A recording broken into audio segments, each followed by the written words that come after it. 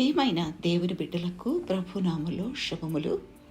యోబు గ్రంథం 8వ అధ్యాయం 3వ వచనం. దేవుడు న్యాయ విధిని రద్దుపరచునా?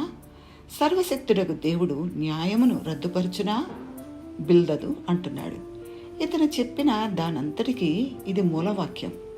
అతను దేవుడు ప్రపంచంలో ఎడతెగక న్యాయం జరిగిస్తుంటాడు, అంటే మంచికి ప్రతిఫలమిస్తూ దుర్మార్గాన్ని శిక్షిస్తుంటాడు అని ఉద్దేశం. కొన్ని సందర్భాలలో ఇది నిజమే కావచ్చు. లూకాసు వార్త 13:2-3లో ప్రభువారు చెప్తున్న ఈ గలిలయ విషయంలో మాత్రం ఇది నిజం కాదు. అంతేగాక చాలా సందర్భాలలో ఇలా అనుకోవడానికి వీలు లేదు. ఆపదల మూలంగా మనం గుణపాఠం నేర్చుకోవాలని యేసు ప్రభు కోరుతున్నాడు. దేవుని శిష్యులు, దేవుని వెంబడించిన వారు అనేకమైన ఆపదల గుండా వెళ్ళారు. దానియేలు సింహాల బోనులో పడ్డాడు. ఇలాగా ఎంతోమంది భక్తులు అనేకమైన శ్రమల గుండా వెళ్ళారు. ఇవన్నీ వారు పాఠం నేర్చుకోవడానికి, లేక మనం పాఠం నేర్చుకోవడానికి దేవుడు మనకు చూపిస్తున్నాడు. కాబట్టి మనందరం ఏం చేయాలి? పశ్చాత్తాపడవలసిన అవసరం గుర్తించాలి. బాధలు పడుతున్న వారికన్నా మనం మంచి వాళ్ళమని అనుకోవడం మానుకోవాలి అని దేవుని ఉద్దేశం.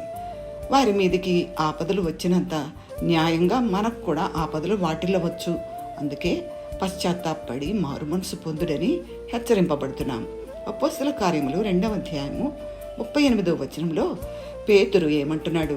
మీరు మారు మనస్సు పొంది పాపక్షమాపణ నిమిత్తము ప్రతి వాడు యేసుక్రీస్తు నామమున బాప్తిస్మం పొందుడి, అప్పుడు మీరు పరిశుద్ధాత్మ అను వరము పొందుదురు అంటున్నాడు. యోహాను ఇచ్చిన బాప్తిస్మం లాగా కాక క్రైస్తవ బాప్తిస్మం యేసు ప్రభు పేరుతో పరిశుద్ధాత్మ అనే దేవుని ఉచిత వరంతో సంబంధం ఉన్నది. 19వ అధ్యాయం 5వ వచనంలో వారు ఈ మాటలు విని ప్రభు అయిన యేసు నామమున బాప్తిస్మం పొందురి అని చూస్తాం.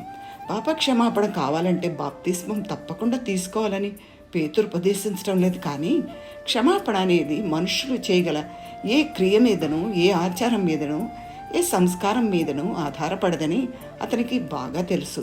క్షమాపణ అనేది దేవుని కృప మూలంగానే మనకు కలుగుతుంది. దేవుని యందు విశ్వాసం ద్వారానే మనం ఆ క్షమాపణ పొందుకుంటాం. ఇవన్నీ మనం గ్రహించడానికి దేవుడు మనకు సహాయం చేయనుగాక. దేవునికి స్తోత్రం. ఆమేన్.